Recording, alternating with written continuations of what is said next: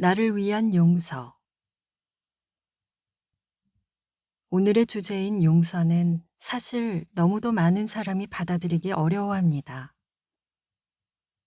우리는 모두 용서라는 과업을 떠안고 있어요. 그리고 자신을 사랑하지 못하는 사람이라면 특히 더 쩔쩔맬 겁니다. 용서를 하면 자신을 사랑할 수 있게 됩니다. 우리 대부분은 오랜 세월 앙심을 품은 채 살아왔습니다. 그리고 상대가 우리에게 저지른 행위로 인해 독선적 감정을 품게 되었지요. 이런 상태를 독선적 분노의 감옥에 갇혔다고 합니다. 우리는 늘 옳고 그름을 가립니다. 행복한지 여부는 한 번도 살피지 않고 말이에요. 이쯤에서 당신이 이렇게 말하는 소리가 들리는 것 같아요. 하지만 그들이 내게 무슨 짓을 저질렀는지 모르잖아요. 절대 용서할 수 없어요. 용서하지 않겠다고 마음먹는 건 자신에게도 끔찍한 일입니다. 마음의 응어리를 안고 있으면 매일같이 독약을 한 스푼씩 삼키는 것처럼 괴로워요. 분노가 차곡차곡 쌓여 해가 될 겁니다. 과거에 얽매여 있다면 절대 건강하고 자유로울 수 없습니다. 당신이 겪었던 사건은 지난 일이고 앞으로 더는 벌어지지 않아요. 그래요. 그들의 행동은 분명 옳지 않았어요. 하지만 어쨌거나 그건 끝난 일이에요. 아마 그들을 용서한다면 당신은 그들의 행동을 용인한 것 같은 기분이 들겠죠. 우리 앞에 놓인 최대 과제 중 하나는 바로 누구든 어떠한 순간에도 할 수 있는 한 최선을 다하고 있다는 점을 이해하는 겁니다. 사람들은 각자의 이해력과 인지력, 그리고 지식을 동원해야 최선의 노력을 기울일 수 있어요.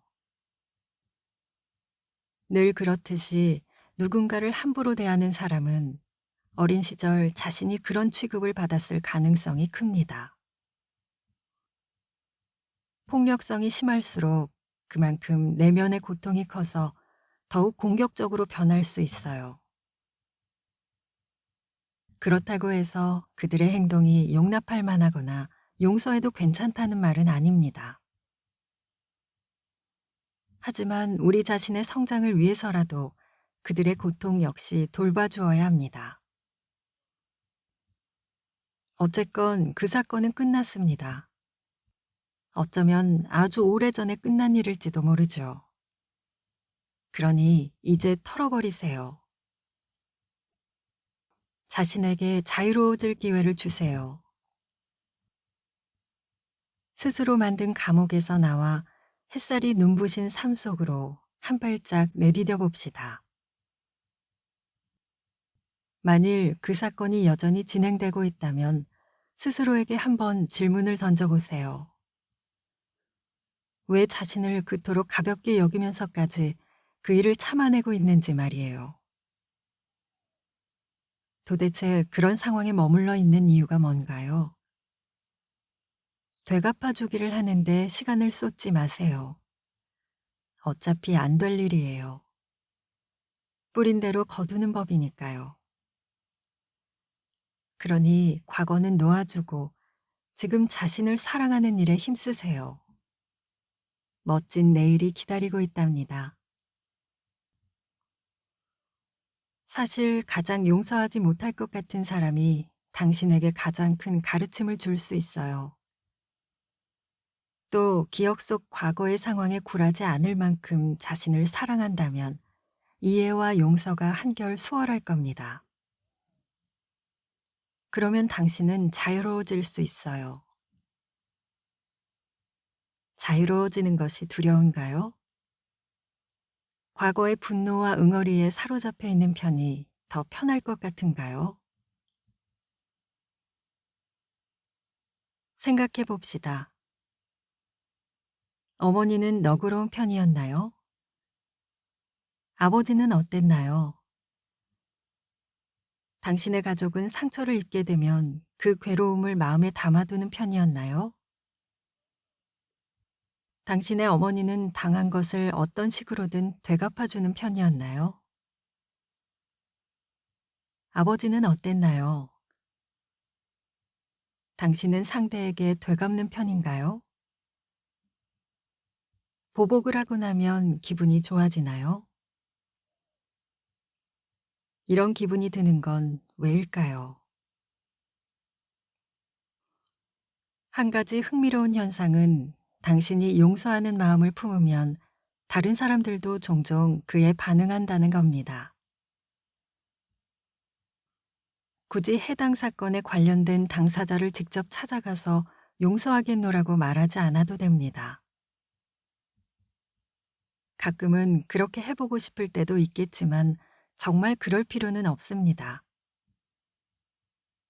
용서의 주된 작업은 이미 당신의 마음속에서 마무리되었으니까요. 사실 용서는 그들을 위한 것이 아닙니다. 우리 자신을 위해서죠. 용서를 베풀 대상이 이미 이 세상 사람이 아닐 경우도 있답니다. 진심으로 누군가를 용서한 많은 이의 이야기를 들어보면 용서하기로 한 날부터 한두 달 후에 상대방이 전화나 편지로 용서를 구했다고 합니다. 특히 거울 앞에서 용서하는 연습을 했을 때 이러한 경험을 더 많이 했다고 하니 당신도 이 연습을 하면서 자신의 감정이 얼마나 진실한지 살펴보도록 하세요. 용서를 위한 거울 훈련. 당신은 종종 거울 훈련이 불편하다거나 될 수 있으면 하고 싶지 않다고 여길지도 모르겠습니다. 사실 거울 앞에 앉음으로써 가장 혜택을 많이 받을 사람은 바로 당신인데 말이죠. 제 경우엔 침실문 뒤쪽에 자리한 커다란 화장대 거울을 즐겨 사용한답니다. 대개는 갑 티슈 한 박스를 준비해서 거울 앞에 자리 잡곤 하죠. 이 연습을 해볼 시간을 따로 내거나 아니면 몇 번이고 반복할 수도 있을 거예요. 아마도 용서할 사람이 여러 떠오를 겁니다. 우선 거울 앞으로 가서 앉아봅니다. 눈을 감고 몇 번에 걸쳐 깊이 숨을 쉬어보세요. 그리고 이제껏 당신을 아프게 한 여러 사람을 떠올려 보는 거예요. 이제 그들이 당신의 마음에서 빠져나가도록 놔두세요. 눈을 뜨고 그들 중 한 명에게 이야기해 봅시다. 이런 식으로 말하면 됩니다. 당신은 나를 아주 아프게 했어. 하지만 난 더는 과거에 얽매이지 않을 거야. 이제 당신을 용서해. 숨을 한번 내쉰 다음 이렇게 말합니다. 당신을 용서해. 그러니까 이제 당신은 자유야. 한 번 더 숨을 쉬고선 이렇게 말해보세요. 당신이 자유로운 것처럼 이젠 나도 자유로워. 이제 자기 기분이 어떤지 한번 살펴보세요. 거부감이 들거나 아니면 무언가 명확해진 느낌이 들 겁니다. 거부감이 든다면 숨을 내쉬고 이렇게 말해보세요. 거부하는 마음은 전부 내보내겠어. 오늘 몇 사람을 용서할 수 있어요. 아니면 단 한 사람만이라도 용서할 수도 있겠지요. 어느 쪽이든 크게 상관없습니다. 어떤 식으로 해보든 그건 당신에게 꼭 맞는 방식일 테니까요. 용서는 양파 껍질을 벗겨내는 일과 비슷합니다. 껍질이 너무 여러 겹이다 싶으면 하루 정도 양파를 눈앞에서 치워두세요. 껍질 벗기기는 언제든 다시 하면 되니까요. 자신이 이 연습을 시도해보고 싶어 하는지 여부를 알아보는 것이 우선입니다. 이 연습을 계속해보기로 했다면 오늘이 아닌 다른 날에라도 용서할 사람들의 목록을 아래와 같이 늘려보세요. 그리고 누가 해당되는지 꼭 기억해 둡시다. 가족 구성원, 선생님, 동급생, 친구, 직장 동료, 정부기관 혹은 관계자, 교회 신도 혹은 직원, 의료 전문가, 기타 단체의 관계자, 자기 자신. 무엇보다 자신을 용서해 봅시다. 스스로에게 그토록 엄하게 구는 건 이제 그만두세요. 자신을 벌하지 않아도 좋아요. 당신은 가능한 한 최선을 다해왔잖아요. 이 연습을 계속하다 보면 어깨를 짓누르던 짐이 어느새 녹아 사라지는 걸 알아차리게 될 거예요. 그동안 짊어져 왔던 낡은 짐들의 양에 새삼 놀라기도 할 겁니다. 마음을 청소하는 과정에서 늘 자신에게 친절하도록 주의를 기울이세요. 용서를 위한 확언. 다음 확언이 일상에 녹아들도록 해보세요. 차 안에서, 일터에서, 거울을 들여다보면서 언제라도 부정적 신념이 고개를 들 때마다 긍정적 확언을 자주 해보세요. 현재는 완전히 새로운 순간이야. 얼마든지 과거의 기억을 놓아줄 수 있어. 나는 내 삶을 책임져. 난 누구보다 자유로워. 나는 용서와 놓아주기를 터득하고 있어. 내 최종 목표는 내적 평화야. 사람들은 당시에 가지고 있는 지식과 이해, 인식을 동원해 나름대로 최선을 다한다는 걸 알고 있어. 이제 어른으로 성장한 나는 내 마음속 어린아이를 사랑으로 돌보고 있어. 다른 사람들을 용서해. 난 바라는 대로 삶을 꾸려나가지. 나의 영적 성장은 다른 사람들에 의해 좌우되지 않아. 용서하면 한결 자유롭고 홀가분해져. 나 자신을 마음의 감옥에서 해방시켰어.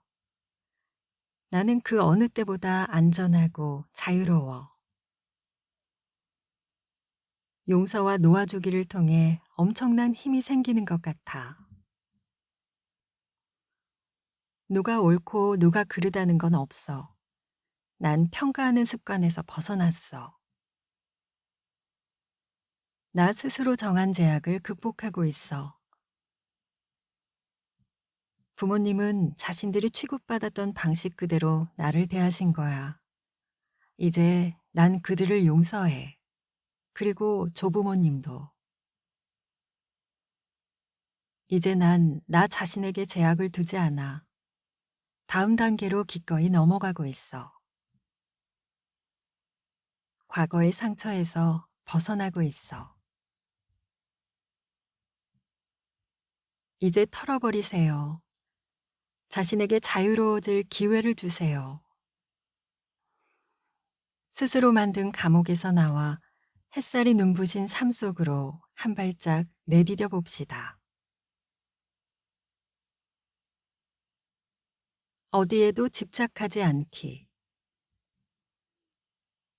일단 당신이 모든 것에 열린 마음을 갖기로 결정했다면 다음 단계는 당신의 모든 집착을 흘려보내는 겁니다. 집착을 흘려보내는데 가장 좋은 출발점은 그동안 당신이 믿도록 훈련받은 모든 생각을 다시 살펴보는 겁니다. 모든 가능성에 대해 당신의 마음을 열어보세요. 어떤 것이 가능하다고 믿든 불가능하다고 믿든 결과적으로 당신은 스스로 옳았다고 판단하게 됩니다. 어떻게 그럴 수 있을까요? 세상을 어떻게 보고 무엇이 가능하다고 믿는지에 따라 당신의 미래가 결정되기 때문입니다. 당신 스스로 부자가 될 수 없고 유명해질 수도 없으며 예술적인 재능도 없고 전문적인 운동선수든 위대한 가수든 뭐든 아무것도 될 수 없다고 확신한다면 그 믿음은 당신이 실제로 될 수 있는 것도 결국 실현하지 못하도록 가로막을 겁니다.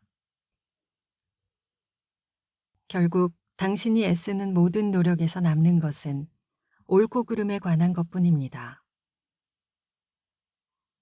당신이 옳아야 한다고 생각한다면 이는 과거와 현재의 방식에 집착하고 있다는 뜻이고 미래도 그 방식 그대로 유지될 것이라는 생각에 매몰되어 있는 겁니다. 집착 내려놓기. 당신의 집착이 모든 문제의 근원입니다. 항상 옳아야 한다고 생각하고 사람이든 사물이든 소유하려고 하며 어떤 대가를 치르더라도 이기려 하고 다른 사람보다 우월하다는 시선을 받기를 바라는 이 모든 것이 집착입니다. 열린 마음은 이런 집착을 내려놓게 함으로써 내면의 평화와 성공을 경험하며 누릴 수 있게 합니다. 당신이 평화로운 생각을 유지한다면 평화로운 감정을 누리게 될 것이고, 그러면 당신이 있는 모든 상황에서 평화로운 태도로 살게 됩니다. 반면 당신이 항상 옳아야 한다는 생각에 집착하거나 평화롭고 성공하기 위해 무언가가 꼭 있어야 한다고 여긴다면 당신은 노력하고 애쓰지만 결코 원하는 것을 얻지 못하게 될 겁니다. 집착에서 벗어나려면 자신을 바라보는 관점을 바꿔야 합니다. 자기 자신에 대한 기본적인 관점이 신체나 소유 등과 연결되어 있다면 당신의 에고가 삶에서 주도권을 가지게 됩니다. 당신이 에고를 충분히 길들일 수 있다면 당신의 영이 삶을 주도해 나가는 힘이 될 겁니다. 영적인 존재로서 당신은 자신의 몸을 관찰하여 자신의 존재에 대한 자비로운 증인이 될 수 있습니다. 당신은 영적인 측면을 통해 자신의 어리석은 집착을 볼 수도 있는데 이는 영적인 자신이 무한한 영혼이기 때문이죠. 그 무엇도 당신을 행복하게 하거나 성공하게 만들 수는 없습니다. 그런 것은 바로 당신의 내면에서 만들어진 산물로서 세상에 나오는 것이지 세상으로부터 얻는 것이 아니기 때문입니다. 그러나 집착을 내려놓는 것은 소비 중심 사회에서 특히나 소유라는 측면에서 쉽지 않습니다. 이 세상에서 더 크고 더 좋고 더 많은 것을 사라는 강력한 광고의 폭격을 끊임없이 받고 있기 때문이죠. 그런 메시지를 이겨내는 첫 번째 단계는 현재 상황을 알아차리고 당신이 행복해지기 위해 다른 어떤 것도 더 이상 필요하지 않다는 사실을 깨닫는 겁니다. 이러한 경고를 끊임없이 되뇌어야 할지 모릅니다. 아무것도 나를 행복하게 할 수는 없어. 행복은 돈으로 사는 게 아니라 내가 삶으로 가져오는 것이다. 이렇게 알아차리면 짜증나게 하는 모든 광고의 소음을 줄여주는 동시에 자신의 창의성을 즐길 수 있게 됩니다. 에고의 소리에서 벗어나 영과 하나가 되기 때문이죠. 자신에게 더 많은 것이 필요하다고 몰아가는 확신에서 자유로워지세요. 그렇다고 세상이 주는 물질적인 즐거움을 누리지 말라는 뜻은 아닙니다. 달리 말해 자신에게 더 많은 것이 필요 없다는 사실을 알고 있어도 당신에게는 행복하게 살 자유와 세상을 있는 그대로 즐길 자유가 있습니다. 저는 이 둘 사이를 명확하게 구분하고 싶습니다. 당신은 고급 브랜드의 자동차와 옷, 좋은 식당에서 하는 식사, 값비싼 보석 등 어떤 것들도 즐길 수 있습니다. 그렇다 해도 당신이 더 많이 소유해야만 참된 본질을 채울 수 있다는 잘못된 믿음만은 버리시길 바랍니다. 또한 당신은 이런 잡동사니가 당신의 가치를 규정하려 하는 것을 경계해야 합니다. 광고주들이 끊임없이 그 의미를 전달하려고 하겠지만 말입니다. 저는 무언가를 갖고 싶어 한다는 사실을 알아차릴 때 물질에 대한 집착이 줄어든다는 것을 깨달았습니다. 아시겠지만 더 많이 가진다는 것은 더 많은 짐을 안고 살아간다는 의미일 뿐이니까요. 유지해야 하고 보험도 들어야 하고 먼지도 털어줘야 하고 세금 공제를 받는지도 확인해야 하고 결국엔 또 버리느라 힘을 써야 합니다. 최근에 저는 광고에 맞설 때 유쾌함을 느끼기까지 합니다. 광고가 나오면 저는 영적 음소거 버튼을 누릅니다. 그렇게 하고 나면 어떤 특정 브랜드가 제 삶의 가치를 올려준다는 그 메시지에 오히려 면역이 된 것 같아 더 행복해지기까지 합니다. 내 안의 비전 믿기. 강렬한 욕구를 가지고 있으면서도 집착하지 않을 수도 있습니다. 당신이 실현하고 싶은 내면의 목표를 추구하면서 여전히 결과물에서 자신을 분리할 수 있는 거죠. 어떻게 그럴 수 있을까요? 이런 고찰은 헬렌 슈크만의 책 기적 수업을 통해 알 수 있습니다. 무한한 인내는 즉각적인 결과를 만들어낸다. 이 말은 매우 역설적으로 들리지 않나요? 무한히 인내하려면 당신이 실현하고 싶은 것이 완벽한 질서 속에서 정확한 시간에 드러난다는 절대적인 확신이 필요하죠. 즉, 이런 내면의 알미 있다면 당신은 즉각적으로 평화를 누릴 수 있습니다. 결과에 집착하지 않을 때 당신은 평화에 이를 것이고 결국 확신의 열매를 보게 될 겁니다. 자, 여기 당신이 선택할 수 있는 마법 지팡이가 2개 있다고 상상해 보세요. 첫 번째 지팡이를 흔들면 물리적으로 원하는 것을 가질 수 있습니다. 두 번째 지팡이를 흔들면 어떠한 환경과 상황이 닥치더라도 죽을 때까지 평화를 누릴 수 있습니다. 어떤 지팡이를 고르실 건가요? 물질을 보장받길 원하시나요? 아니면 남은 인생 동안 내면의 평화를 누리기를 원하시나요? 당신이 평화를 선택했다면 이미 두 번째 지팡이를 가지고 있는 겁니다. 그저 모든 것을 향해 마음을 열고 아무 것에도 집착하지 않는 마음을 가지세요.